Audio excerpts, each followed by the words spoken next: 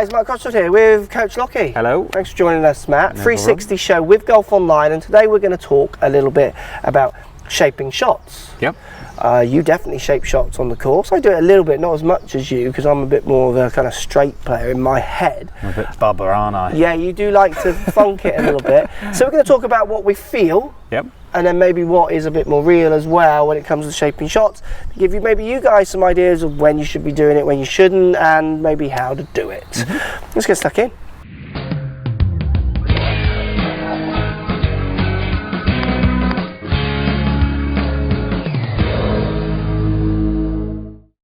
Right, Matt, let's talk about shaping shots. So if you were going to hit a draw, what's your natural shot at the moment you're gaming? I like to see a bit of a draw. Okay, so if you are working on hitting a draw, or does it just happen? Working on it, I would say more. What would you feel if you had to hit an exaggerated draw? What would you be trying to do?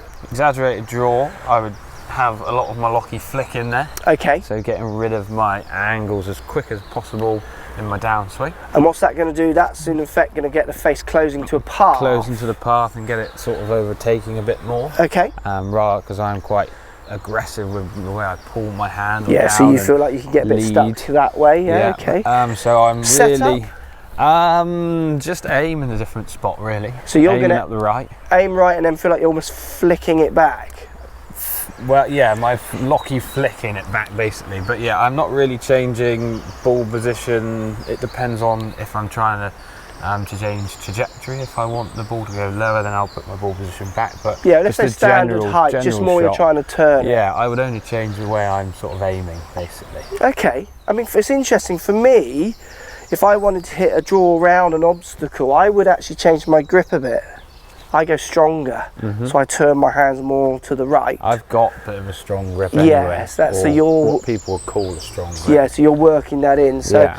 I'm going to go slightly stronger grip. I feel like I lower my hands a bit as well, because I like the way that's going to get the face closing to a path. So I'm going to use a bit of lie. So you're doing all three. Dimensions, aren't you, basically? Yeah, absolutely. And then I'm going to aim up the right, like you say. I'm not really moving ball position. I'm going to use stronger grip, and then what I'm going to do as I swing back is I'm going to feel like I flatten that wrist off as much as I can, and then just let it go. And that's twisting the face and the loft. That's getting the face closing to my path, and it's taking a bit of loft off. Yep. And I would bear that in mind. If I'm slinging it, doing those actions, this 6 might go into a 5-iron distance now. So I'm going to work that in to the shot that's needed. Do you change depending on what club you're using as well? So if you're, say, using a driver to an iron? Yeah, I would do it with a driver the same, because it's on a tee. Yeah. If you start taking loft off, I'm reluctant to turn it as much, because I don't feel I'm going to get it in the air. Yeah. Do you try and hit it off the toe with driver as well, or is it like you're just doing this and a centered strike, or do you add iron centered strike, driver, toe all day long? I'm actively going to try and hit it off the toe, so I'm going to aim it out the toe, and I'm going to make sure I deliver my hands a bit closer. And I'm going to hit this one because I want to do it. So that's a big skill in itself, isn't it? Trying to change strike. Yeah, absolutely. I'm confident that I can do that. I'll tell you a story about when I was younger. Actually, it's quite interesting. I'm just going to hit this one. So I'm seeing like 3 to 4 knuckles on my left hand, which is stronger. Right hand more underneath. Hands a bit lower. I'm not really changing any swings. I feel like I'm swinging the same. It's just I'm aimed over there, and I'm going to just flatten the wrist. I'm twisting. I'm using the turn in the torque in that shaft, if you like, to get that shape. And there's that turn. It does. It feels like it's always going to go that bit further when I hit it with that turn. I do feel like I can hit the ground a little early if I'm not careful. But in a game environment, I would kind of make sure I'd feel like I get across a bit more to do that. So if you step in there, your draw or sling is actually not that distant. It's like a bigger version of what you're doing naturally anyway. Yeah, it's more extreme of what I'm doing naturally. Yeah, so I aim up the right. I'm not really changing anything to do with my setup. I've got a bit of what people call a strong grip. So that's basically what you're doing anyway by changing yours, isn't it? And then I just really exaggerate my Lockey flickers. Go on, sling one. Yeah, it's good. That's turning low. It's good. I mean, I would feel comfortable that you can play that shot. And I kind of like taking the right hand side of the course out at the moment. Like that was my bad shot a few months ago, and it's nice to see it disappearing recently. I think the biggest thing as well for this, which people forget, is we're working in what we already do.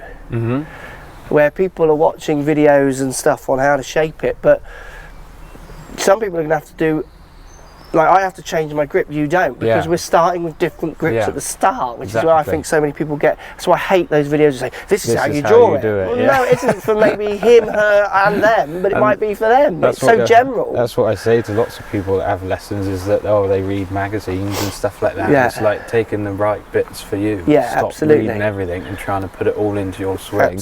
Pick the right bits and do what you need to do, basically. So let's go fade then. Fade. You got 7 iron, I got 6 iron. You want to move it left to right around a tree or into a green. I mean, I don't see different shapes into greens. You do a bit more, don't you? Yeah, depending on maybe... Clubbing. You use it for clubbing, don't you? What do you mean? You like hit a 5 iron, which is, you hit a 5 iron, which is too far, and then you hit a cut. I very rarely do that. Yeah, I do try and take some distance off with a cut. Or I'm going to draw an 8 rather than hit a 7. Like you are using it for distance as well as shape, aren't you? Yeah, 100% I am, And I don't. I'm not like that. I see everything much more just straight. I do it the odd time, but much less than you. I would definitely fade more and draw if I want it to get like sem one. Yeah, you do. And to get it going higher and slinging. I do distance as well. So fade then. You're going to feel like it's going to go less distance, your fade, doesn't it? It depends, really. Like if I want the ball to go the same distance, and I can do it depending on what loft I deliver. Because that's an interesting point, because obviously everyone thinks a draw goes further than a fade. When I used to teach Kevin Harper, he felt like he could hit a fade further than a draw. Like he felt he could swing harder when he was hitting a fade, which I thought was quite interesting. Like when he said that to me, that's not how I feel. I don't feel like I lose a lot of distance with a fade. It's just more me controlling my swing speed to take a bit of distance off. So what are you going to do to hit your fade? I'm going to aim differently again, so I'm going to aim up the left. And I'm literally, all I do is try and feel like I deliver the handle forward. So you feel like I forget about all my flicking up the top. And I just deliver that handle forward. So you aim up the left and then just try and drag the handle forward. Do you do that by trying to turn your body through more, or is it just literally doing more of a kind of just literally more in your hand? I'm just literally feeling like I'm delivering it with the handle forward. What happens to my body, I don't really have a feeling.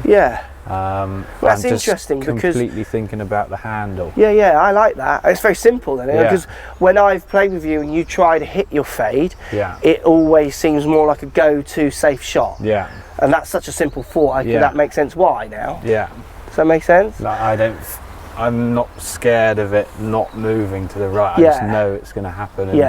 And, when I started changing to my new swing, I wasn't sure if it was going to come back, but now I've done it more and more and more. I'm getting used to it. But that was like literally my old swing when I was an amateur, and I'm a lot more confident. So do you feel more confident fading like a 5 iron to a 9 iron? I feel like I can fade longer clubs easier. Well, they are. D-plane proves that, basically. Because of the loft. But you still feel like you could move a 9 iron round an obstacle if you had to? Yeah, definitely. Okay, go on, let's see you hit a fade. So I just aim up the left slightly different. Same with the drive of the iron, same feeling you Same feeling, just get my handle ahead of the club head and let it move back. I like that shot for you. It does look, I feel like your success rate with that shot is going to be high. So for me with a fade, I'll do a couple of things. I'll have my normal grip. I will have my hand a little higher. So you do change. I'm using lie a lot. When I put my handle up, it feels like I'm going to deliver this way more.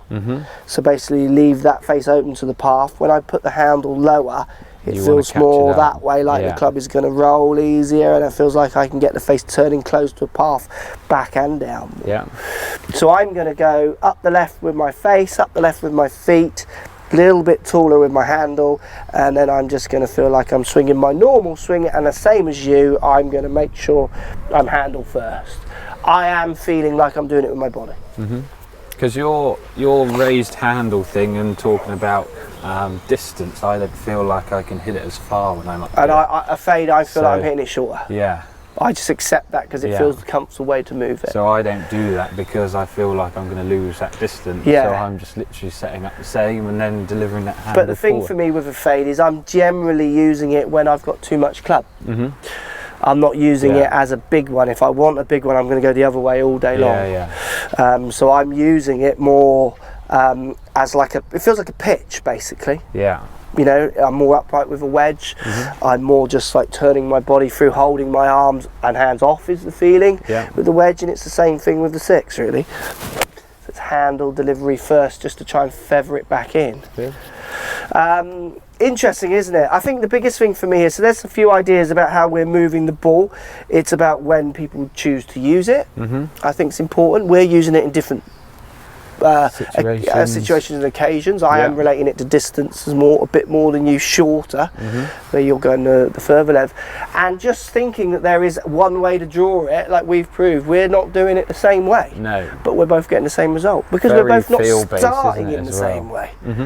So I think there's one video or one thing out there that can make you hit a draw more. Again, it's just not this loopy for me. It's got to be more your specific. There we go, guys. 360 show with Golf Online.